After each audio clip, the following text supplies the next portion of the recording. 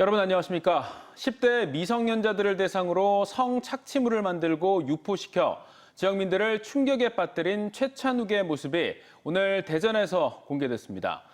호기심에서 범행을 시작했다고 했지만 아이들을 노예화했던 범행은 시간이 갈수록 더 악랄해지고 대담해졌습니다. 최찬욱은 포토라인에서 죄송하다고 말했지만 정말 반성하고 있는 건지 사과의 진정성은 느껴지지 않았습니다. 김철진 기자입니다. 초중학생 10대 남자아이들을 대상으로 성착취물을 제작, 유포한 혐의를 받는 최찬욱이 카메라 앞에 섰습니다. 경찰의 신상공개 결정에 따라 검찰에 구속 송치되기 전 모습을 드러낸 겁니다. 일단 피해자분들께 일단 진심으로 죄송합니다. 선처를 바라는 게 아니고요. 스스로 마스크를 내리며 말을 이어간 최 씨는 모든 범행은 호기심에서 시작했다 털어놨습니다. 저도 5년 전에 우연하게 트위터를 시작하게 됐습니다. 수많은 사람들이 노예와 주인 플레이를 그런 놀이를 하는 걸 보고 호기심으로 시작을 했습니다. 그래서 지금 여기까지 오게 됐습니다. 범행은 시간이 갈수록 치밀해졌고 최 씨는 SNS 프로필을 여성으로 꾸민 뒤 접근하는 남학생들에게 알몸을 보여주면 만나주겠다며 음란한 사진이나 동영상을 전송받았습니다. 범행 전용 휴대전화로 30개의 서로 다른 계정을 운영해 어린 아이들을 포섭했습니다. 아이들을 정신적으로 노예화한 최 씨의 범행은 갈수록 강도가 세졌고 아이들 2명은 직접 불러 유사 강간까지 했습니다. 자신의 사진이 퍼질까 두려워 신고하지 못하는 아이들을 보며 범행도 대담해진 겁니다. 가해자에 의해서 심리적으로 조종당하고 통제당하고 있는 그런 상황에서 그 틀을 갖다가 깨고 신고를 한다는 그런 것 자체가 상당히 엄두가 나지 않는 일이고. 대전에서 공인중개사로 일한 겉으론 평범한 26살 청년 최찬욱. 6,975개의 성착취물을 제작, 보관하고 유포까지 한 그는 악마의 삶을 멈춰서 고맙다던 조주빈처럼 죄의식 없이 번지레한 말로 자신을 포장하는 데 익숙했습니다. 더 심해지기 전에 어른들께서 지금 구해주셔서 성실하게 수사에 임할 수 있게 됐습니다. 한 아동의 부모가 피해 사실을 우연히 발견해 5년간의 범행은 끝이 났지만 아이들의 남긴 상처와 충격은 쉽게 아물지 않을 예상입니다. TJB 김철진입니다. 충남 내륙과 서해안 주민들이 학수고대하고 있는 서해선 복선 전철, 이른바 서해선 KTX 개통이 공사 차질 때문에 1년 더 미뤄지게 됐습니다. 지난해 말 완공한다더니 내년으로 미뤄졌고 다시 내후년으로 미뤄지게 된 건데요. 중간에 경부고속철도와 만나 서울까지 직접 연결하려는 계획도 당장 차질이 불가피해졌습니다. 서울방송센터 김성민 기자의 단독 보도입니다. 서해선 복선 전철이 지나는 경기도 화성시 향남역 공사 현장입니다.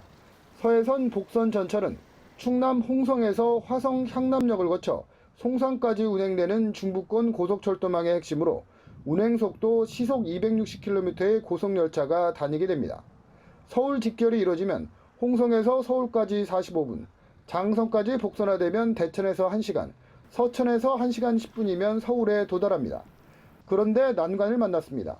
향남역 구간에 서해선 복선 전철에 전력을 공급하는 지상 4층에 변전소가 예정되어 있는데 주민 반발에 부딪혀 차질이 불가피해진 겁니다. 변전소 설치 시기가 늦어지면서 서해선 복선 개통 시기도 당초보다 1년 이상 늦어질 전망입니다. 서해선 복선 전철은 2015년 착공 당시만 해도 지난해 말 개통 예정이었지만 사업 변경으로 내년 말로 개통이 연기됐고 또다시 개통 차질이 빚어진 겁니다. 더 큰 문제는 서해선과 경부선 KTX 연결입니다. 2028년 서해선 화성에서 경부선 평택까지 6.7km를 연결해 홍성에서 서울까지 직접 연결하는 방안이 국가 철도막 계획에 포함됐지만 예타 면제 등 준비가 필요한 상황입니다. 하지만 서해선 개통 연기란 악재를 만나면서 경부선 KTX와 직통 연결도 지연될 수 있다는 우려가 나옵니다. 1년이 연장이 된다 그러면은 그 부분도 자연히 또 1년이 더 늦어지기 때문에 그 계획도 자연히 수년이 될 것이고 또 수년된다면 그때 또 상황이 어떻게 될지도 모르기 때문에 가뜩이나 충남 서해안은 KTX 소외 지역으로 불편한데 서해선 개통 연기에 따른 주민 반발이 커질 것으로 보입니다. TJB 김성민입니다. 세종시 특공 폐지를 불러온 관세평가분류원 건물 완공 1년이 넘도록 비어있다 보니 유령청사라는 얘기를 듣고 있죠. 최근 기획재정부가 새 주인을 찾으려고 안간힘을 쓰고 있는데 중소벤처기업부는 이 비어있는 건물은 놔두고 월세 2억 원짜리 건물을 빌려 세종 이전을 시작합니다. 짓지 않아도 될 건물을 짓고 내지 않아도 될 임대료로 200억 원이 넘는 혈세가 낭비되는 현실, 쓴웃음이 나올 수밖에 없습니다. 조혜영 기자입니다. 171억 원을 들여 지난해 5월 완공된 관세평가분류원 세종청사 건물.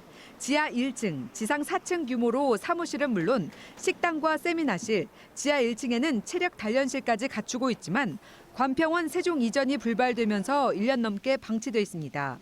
기획재정부가 지난해부터 새 주인을 찾으려 애썼지만 희망 기관이 없었는데 최근 관평원 논란으로 청사의 존재가 알려지면서 여러 부처에서 입주를 타진하고 있습니다. 기재부는 기관 규모와 인원을 놓고 협의가 진행 중이라며 빠른 시일 내에 새 주인이 나올 것이라고 밝혔습니다. 관심을 보이는 기관들이 몇 곳 있는 건 사실이고요. 저희들이 검토를 지금 하고 있는데 여러 가지 고려사항을 봐야 될 게 있어서요. 이런 가운데 대전에서 세종으로 옮기는 중소벤처기업부는 비어있는 관평원 건물을 놔두고 민간 건물을 빌려 다음 달부터 이전을 시작합니다. 어진동에 상가 건물 3개층을 임대했는데 월 임대료만 2억 원, 세종 3청사가 완공되는 내년 8월까지 1년 임대료만 24억 원에 달합니다. 관평원은 80명으로 알고 있거든요. 저희 중규는 600명이고요. 거긴 아예 규모가 맞질 않아요. 부처들 간 엇박자로 세금이 줄줄 새고 있다는 뼈아픈 지적 속에 국가기관의 청사 신축과 건축물 활용 실태에 대한 전수조사가 필요하다는 목소리가 커지고 있습니다. TJB 조혜원입니다. 충남도가 1조 원대 금액차가 있는 잘못된 결산 서류를 도의회에 제출한 것으로 드러나 사무처장에 대한 징계가 논의되고 있습니다. 도 집행부는 2020년 회계자료 결산 심사서를 최근 도의회에 넘겼는데 여기에서 세입 세출 오류가 80쪽에 걸쳐 확인됐고 금액으로는 1조 5천억 원의 차이가 발생했습니다. 이 과정에서 도의회 사무처는 아무 설명도 없이 기존 자료를 회수하고 다시 작성한 자료를 의원실에 배포했고 뒤늦게 이를 알아챈 의원들이 심의를 중단시키는 일이 벌어졌습니다. 도의회 운영위는 의회 사무처장을 징계하겠다고 밝혔고 공무원 노조는 노조 차원에서 맞서겠다는 입장입니다. 최근 대전 동부교육청 인사에서 7급 행정직 공무원이 직급이 더 높은 초등학교 행정실장으로 발령이 났습니다. 그런데 이 공무원 알고 보니 2차례나 음주운전이 적발돼 징역형까지 선고받은 사람이었습니다. 어이없는 인사에 부실 징계, 특혜 논란이 불거질 수밖에 없는 상황인데 해당 교육청은 좌천성 인사였다는 황당한 해명을 내놓고 있습니다. 유재일 기자입니다.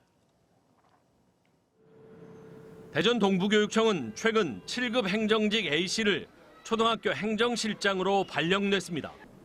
초등학교 행정실장은 5급에서 6급직짜리 승진 인사인 셈입니다.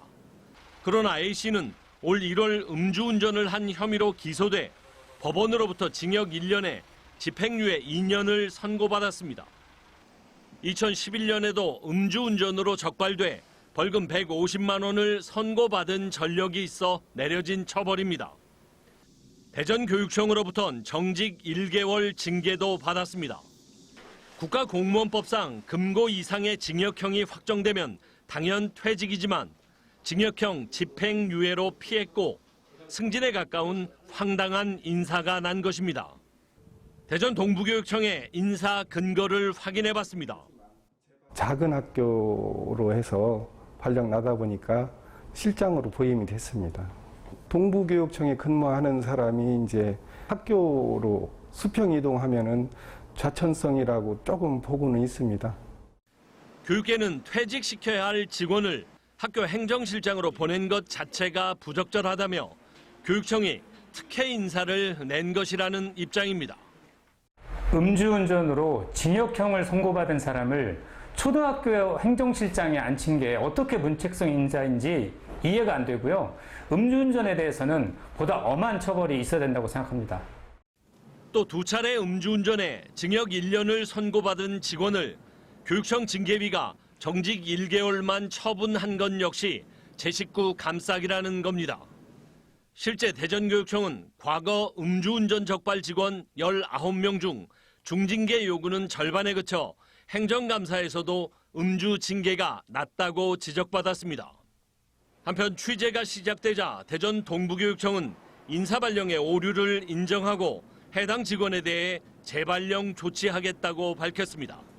TJB 류재일입니다. 대전 교회발 집단 감염 확산세가 어제보다 꺾이면서 대전과 세종, 충남에선 13명의 확진자가 추가됐습니다. 대전에선 용산동 교회 교인 2명과 가족 1명이 추가 확진되면서 누적 확진자 수는 72명으로 늘었습니다. 자가격리 중이던 대덕구 송촌동의 학원 수강생 1명도 감염되는 등 대전에서 8명이 신규 확진됐습니다. 세종과 충남에서도 감염 경로를 알지 못하는 확진자 3명 등 각각 1명과 4명이 추가됐습니다.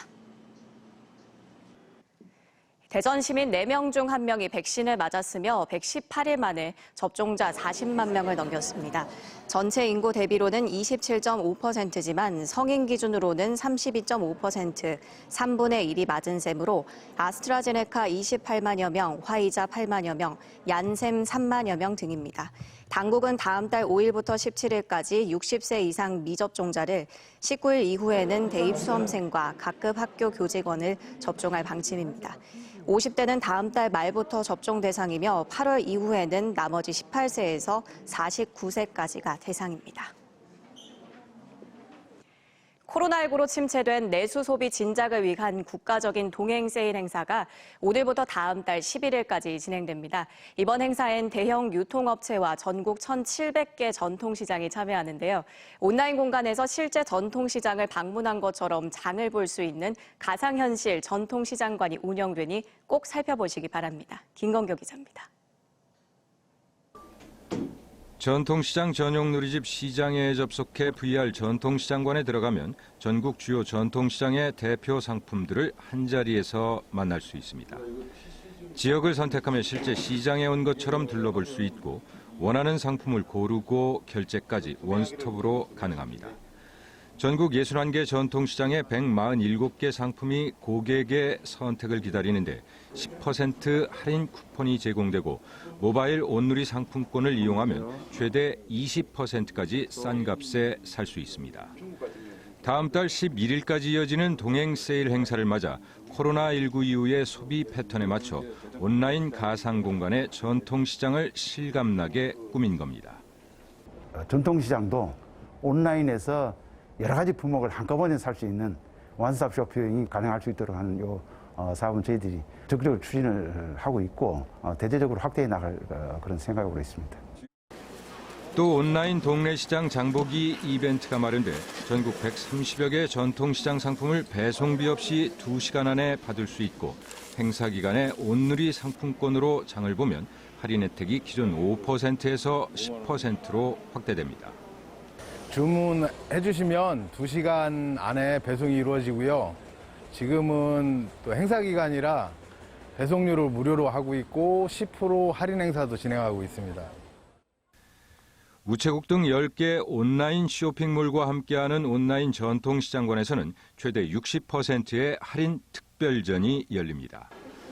코로나19로 침체된 내수 소비 진작을 위한 이번 동행 세일 행사에는 백화점과 대형마트, 중소기업, 소상공인, 비대면 유통 채널 등이 온 오프라인으로 동시에 참여해서 최대 80%의 할인과 함께 다양한 경품 이벤트를 진행합니다. TJB 김건조입니다. 논산시는 다음 달 정식 개통을 앞둔 탑정고 출렁다리에 미디어 파사드와 음악 분수를 시범 운영 중이라고 밝혔습니다. 다리 전체를 스크린 삼아 각양각색의 장면을 연출하는 미디어 파사드와 함께 총 길이 150m 규모의 음악 분수는 스크린에 실사 영상과 각종 글자를 표출하는 레이저쇼 등 음악과 영상이 어우러진 것이 특징입니다. 논산시는 미디어 파사드를 매일 오후 8시부터 10시까지, 음악 분수는 금, 토, 일 오후 8시 10분부터 약 20분간 운영할 계획입니다.